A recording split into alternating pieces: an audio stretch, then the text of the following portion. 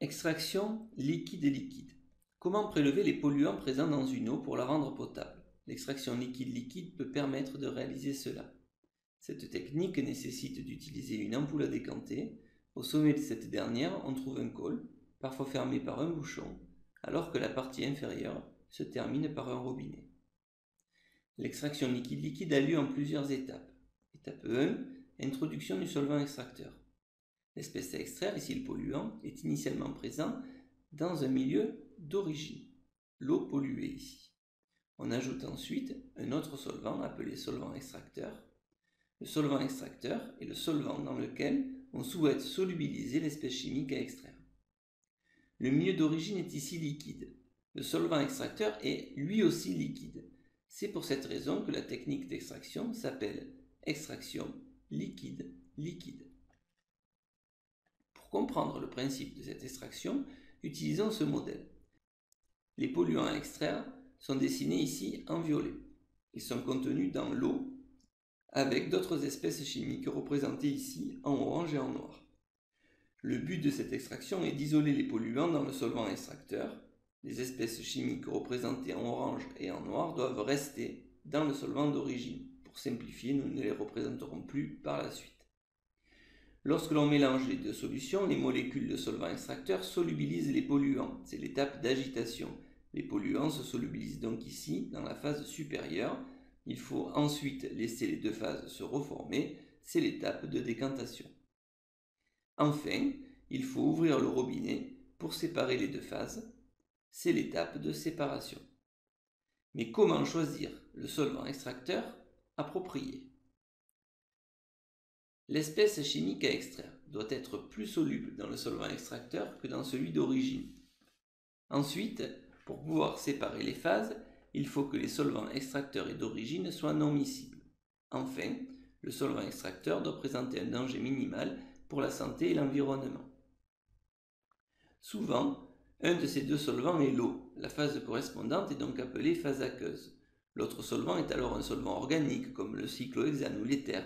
La phase correspondante est donc appelée phase organique. C'est le cas du traitement de l'eau polluée. Les polluants sont en phase aqueuse. Dans cet exemple, la phase organique est au-dessus de la phase aqueuse car la masse volumique de l'eau est supérieure à celle du solvant organique. Dans d'autres cas, cela pourrait être l'inverse. Les étapes expérimentales de l'extraction liquide-liquide sont décrites dans la vidéo Les bons gestes correspondantes. Retenons donc qu'une extraction liquide-liquide consiste à extraire une espèce chimique en solution. Cette technique nécessite l'utilisation d'une ampoule à décanter et la mise en œuvre expérimentale a lieu en 4 étapes. Introduction du solvant extracteur, agitation, décantation, séparation. Les 3 critères de choix du solvant d'extraction sont: l'espèce chimique à extraire est plus soluble dans le solvant extracteur que dans le solvant d'origine, les solvants extracteurs et d'origine sont non miscibles, le solvant extracteur présente un danger minimal pour la santé et l'environnement. Réalisons un petit test de 3 questions. Mettez en pause lorsque le symbole suivant s'affiche pour prendre le temps de répondre. Question 1. Dans une ampoule à décanter, l'espèce chimique à extraire est toujours située dans la phase organique, la phase aqueuse, la phase dans laquelle elle est le plus soluble. La réponse juste est la réponse C. Cela peut être la phase aqueuse ou la phase organique selon les cas. Question 2.